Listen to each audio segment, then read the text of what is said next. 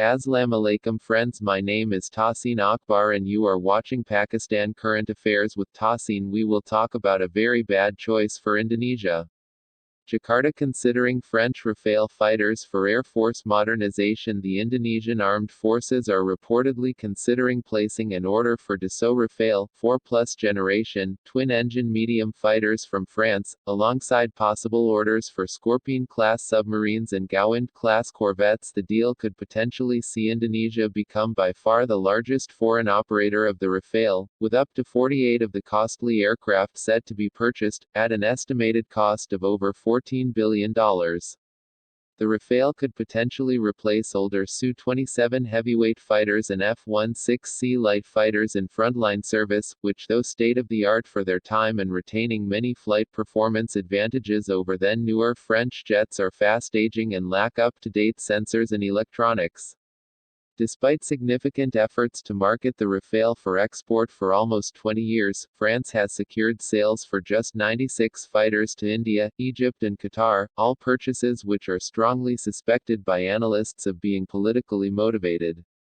Based on an assessment of previous contracts for Rafale fighters, the aircraft are being marketed for export at approximately $292 million each, approximately 240% the cost of the American F-16V, which, although lighter, is thought to have more sophisticated sensors and electronics, and 360% the cost of the Su-35, a heavyweight platform which outperforms the Rafale across the spectrum. Indeed, even the new American F-35A stealth fighters being offered to Singapore and other clients are considerably cheaper than the Rafale, at around $200 million each, despite the massive discrepancy in capabilities favoring the American fighter. The Rafale would be acquired at around 150% the price per unit of the F-35.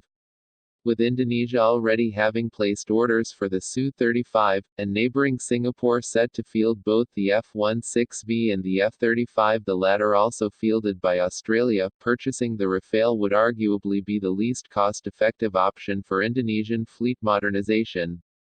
While the Rafale is somewhat capable as a medium-weight platform, its cost is considered extreme relative to its capabilities, which is partly a result of its low production run and the general inefficiency of French military aviation relative to the United States, Russia and other more major producers.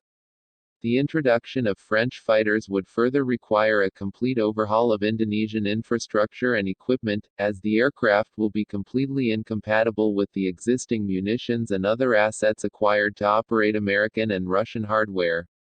Egypt, India and Qatar were all previously operators of the Mirage 2000, the Rafale's Cold War-era predecessor, meaning that all were familiar with operating French jets and had much of the required infrastructure already in place to do so.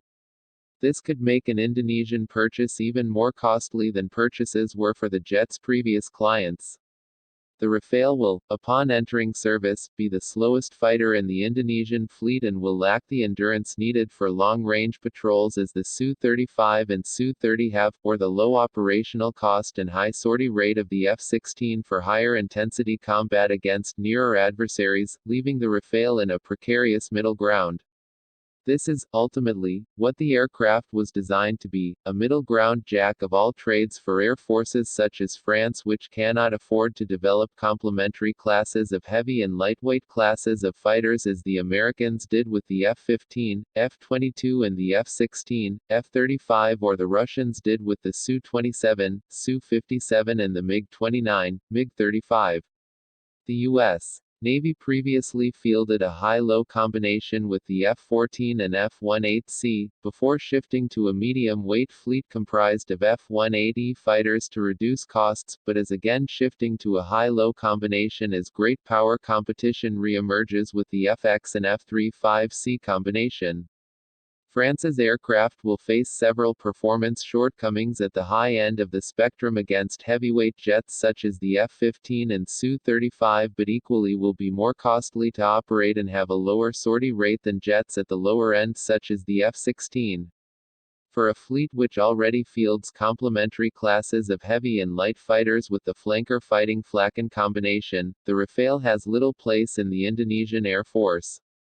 Ultimately, while Indonesia's Air Force arguably needs more investment in modernization to follow on from the recent order for 11 Su-35 fighters, the Rafale purchase remains one of the least cost-effective means of doing so and ultimately offers no notable advantages over American and Russian classes of fighters which could justify the funds which would be sunk should a purchase be made. With the U.S. looking to expand the number of operators of the F-35, and with Indonesia having been a major American defense client for over 50 years, approval for sales of these superior jets remains possible and will be much cheaper per unit than the Rafale.